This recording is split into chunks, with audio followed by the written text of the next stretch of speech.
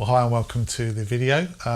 This is the first in a new series called Get Out and Shoot, as you can see by the hastily designed background behind me. Now, what is this about? Well, I don't know about you guys, but me personally, I don't live on the doorstep of a fantastic landscape photography location. So I live about 2.5 hours away from the Peak District, a couple of hours away from the Norfolk coast, and considerably further away from places like Snowdonia, Dorset, the Lake District, all those areas where I guess good landscape photography comes naturally.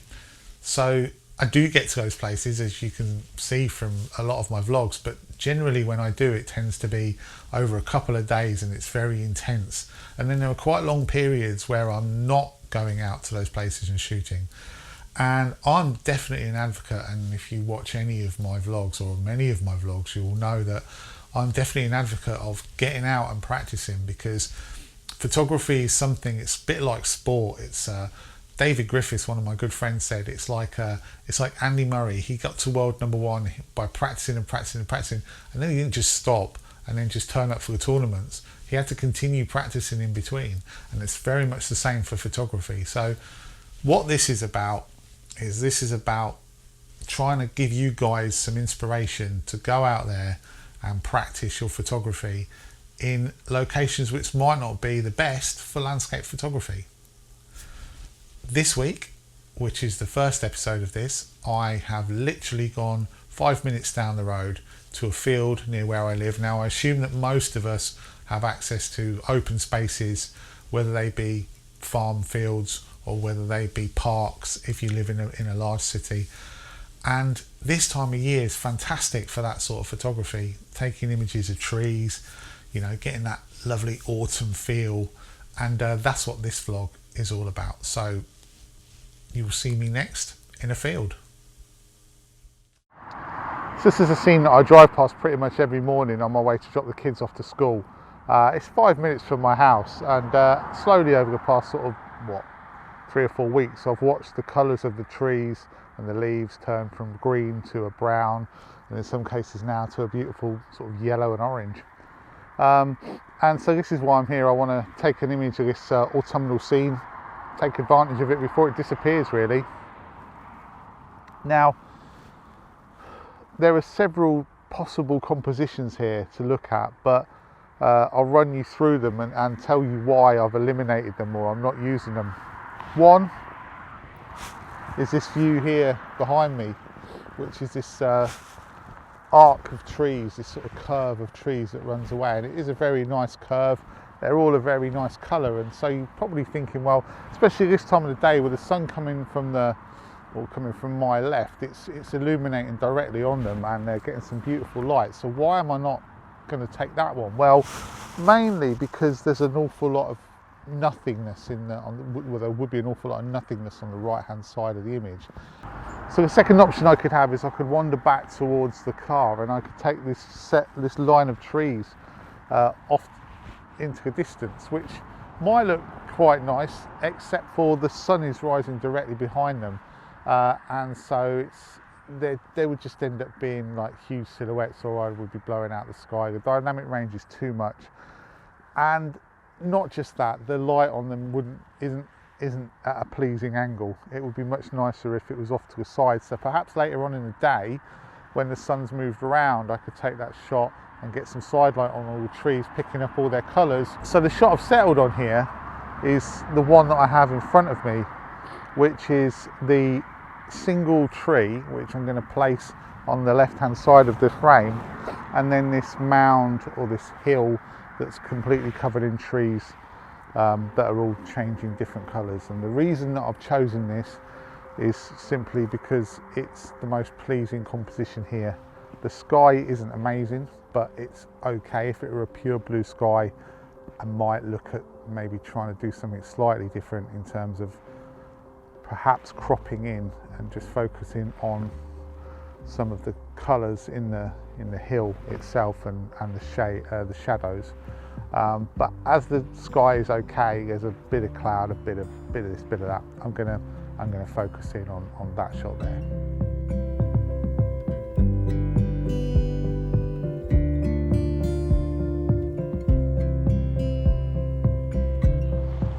So a few little bits and pieces about my my setup here and why I'm doing what I'm doing. I'm shooting it bracketed, and the reason for that is I don't want to put an ND filter in because I haven't got a particularly flat horizon or anything close to a flat horizon. So if I bracket it, that's going to give me more options in post-processing. I'm focusing about a third of the way into a scene and I'm shooting it on f11. That should give me sharpness all the way through. The sun's coming out lovely now, it's going to be great. I also shoot in mirror up mode. I've got that set to a custom function button, so basically whenever I flick onto that, it puts it in mirror up mode. To be honest with you, I don't think it really makes that much difference, but if the mirror's up, there's less movement in the camera because it hasn't got to flick the mirror up before it takes a shot. But it doesn't really make that much difference, I don't think.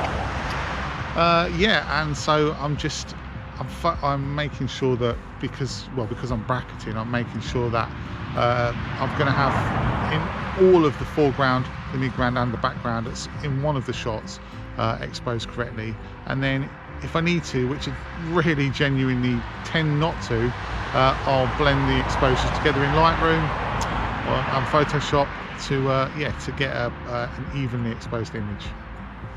So once I've lined up the shot and got the composition how I want, then 99% of the time I'll take a panoramic image of it as well. And the reason I do that is because it just gives me a bigger file to work with, more pixels really, and I can get more detail. I can work the image a bit more without losing any detail. And yeah, it's just something I do. I've got a video if you're interested on how to do that, and I'll put a link up to that above, and then you can see how I take my panoramic images, but it's just something that I do as a matter of course really. So I'm happy with what I've got from here for now. I'm gonna head home and let's take a look at it and do some post-processing. So here we are in Lightroom, and this is the image that I'm going to be working on. Now this is the panoramic shot, so let me just show you the original composition, which is this one. As you can see with the panoramic, I can get a lot more in the frame, or I have got a lot more in the frame because I'm not limited by the aspect ratio. And also if you look at the detail's quite nice on this one, but there's just that much more detail in the panoramic image when you consider that I'm a lot closer in there. So this is the one I'm going to work on, and as I suspected and as I mentioned when I was out taking this shot, I've only needed the one exposure. I haven't needed any of the bracketed exposures. There's enough detail in here that I can pull back the highlights and pull out the shadows. None of it's blown or lost to shade or to shadow. So yeah, this is what I'm going to be working with. So here we are in the develop module of Lightroom, and the first thing I'm going to do is I'm going to crop this to where I want it. So there's too much foreground for me for a start, so I'm just going to pull that up a little bit. I'm going to pull this left hand side in a touch, and I'm going to pull this right hand side in just to where that tree line dips down to there. I'm quite happy with that as it is just there. Now this is not in any means a tutorial, this is just showing you how I do my workflow for something like this. People may say that they don't like this style, but that's fine, it's all personal preference. This is just how I like to do it. So first thing I'm going to do is pull down the highlights, which immediately is bringing back this blue. Now you can see here that I've got no white clipping up in this histogram, so that's really good, and there's no blacks clipping either, so that's why I can get away with using just this one exposure. And I'm going to pull the shadows out now, not all the way, perhaps just maybe to about there. What I'm really looking for this image, the final look of it, I want it to be quite a low contrast, sort of dreamy, pastel-y type look. So it's not going to be lots and lots of pushing the clarity sliders up and pushing the contrast up. It's actually going to be more trying to just pull out some of the detail without it being too obvious. So I'm just going to push the whites up. So I'm hitting Alt on my keyboard, I think it's Command on the Mac, just until, so you see up in the top left hand corner those white pixels. I'm just going to pull it back so you just can't quite see those, and then I'm going to drop the blacks down, and you should just start to see some yellows appearing. So if I push it too far, if I come back just the yellows appearing down on the bottom there. And the next thing I'm going to do is I'm going to add a slight vignette. I'm going to come into here and I'm just going to pull it in a touch. And I like what that does. If you sort of look without it and then watch as I pull it down, it kind of just draws your eye into the main body of the picture. The only problem is it's giving this really dark areas down here on the bottom left and right hand corners. So I might actually do away with the might have a small vignette, and I'll work on those shadows shortly. I'm going to come up here into the presence part of this. I'm just going to pull the texture up a tiny bit, nothing major. I'm probably going to leave the clarity alone, and then I'm going to drop the dehaze. Now, what the dehaze is made for is to take out the haze in the image. So if you pull it this way, you can see it's starting to really pull that atmosphere away. But I actually want more atmosphere in this image, so I'm just going to go slightly the other way and almost add a little bit of mist into the image. I'm going to pull the vibrance up quite high. I'm just going to drop the saturation a touch.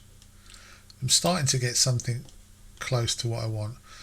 I think I might just drop the contrast slightly. Maybe pull the shadows back a little bit. Pull the blacks down a touch. No, I'm happy with the exposure as it is. I might maybe warm it up a little.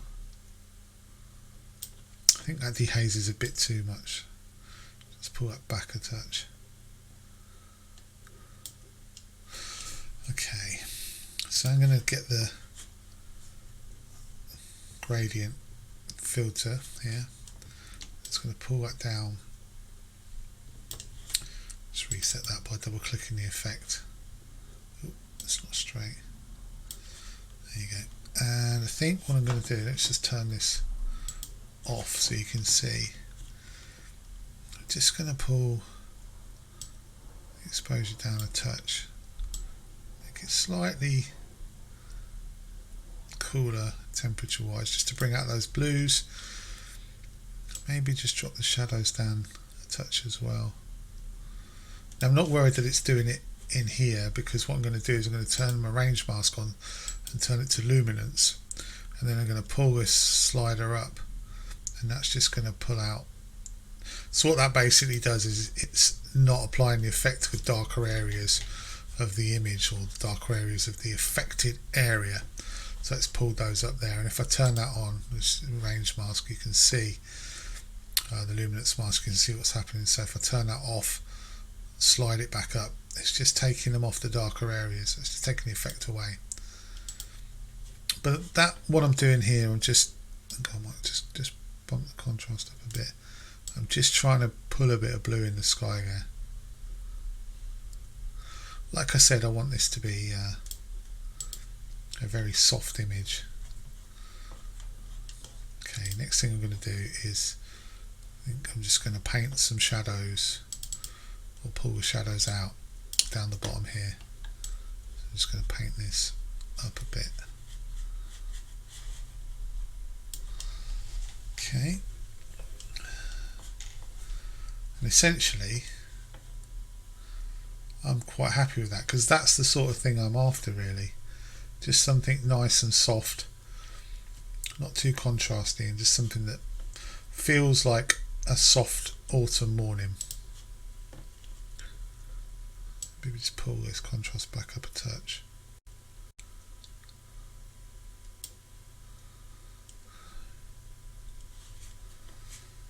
Yep, I'm happy with that. Now what I'm going to do is I'm just going to go and do a couple of minor adjustments in Photoshop. So edit in Photoshop.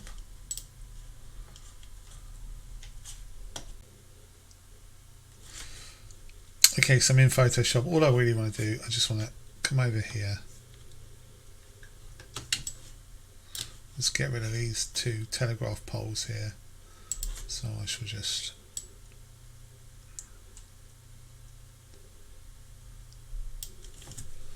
Shift and F5, content aware fill. And let's just remove those nicely. I don't even need to do anything there. And the other thing is this nasty old bit of hedge here, so I should just do the same.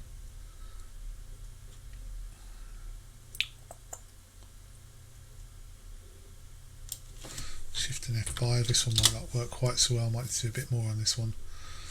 That's okay actually. I'm just going to select the clone tool. I'm just going to pull across a small amount, just on the edges where it's a bit more noticeable. That's pretty good there, I think. Alright, yeah, that's pretty good there. So I'm going to save that back out and go back into Lightroom. Hopefully you'll watch those disappear before your very eyes any moment. There you go, and now they're gone, and yeah, that's just a nice little autumnal scene. I really like it.